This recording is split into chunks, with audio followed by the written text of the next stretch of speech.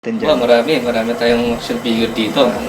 Kung isa-isa natin, abutin tayo ng 10 oras dito. So ito na lang, ipakita ko yung mga latest na collection ko or as a collector term, sa whole.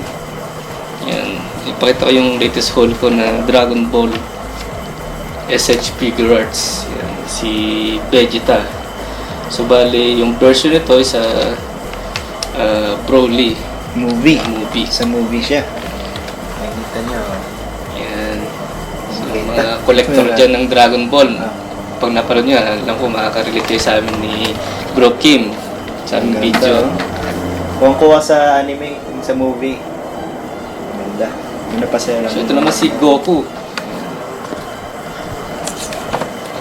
Version din siya nung Broly.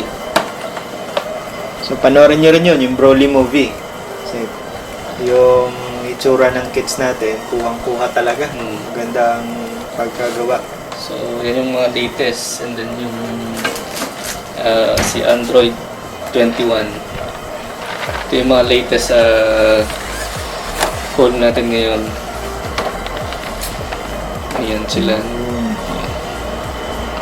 So, may mga fans dyan ng Dragon Ball. Mga collector, yan. Abangan natin yung paglabas nila ni Android 21. Android 21. So, bali, kinokolekta ko si bawat figure. Marami na akong nakolekta dyan. Sinare ko lang yung latest. Yan. Kung gusto nyo makita yung iba pong mga collection ko, pwede nyo po kaming puntahan sa aming group. Yan. O kaya, comment ka dun sa comment section para ma-feature natin yun yung ibang figures ba. Okay? Okay po.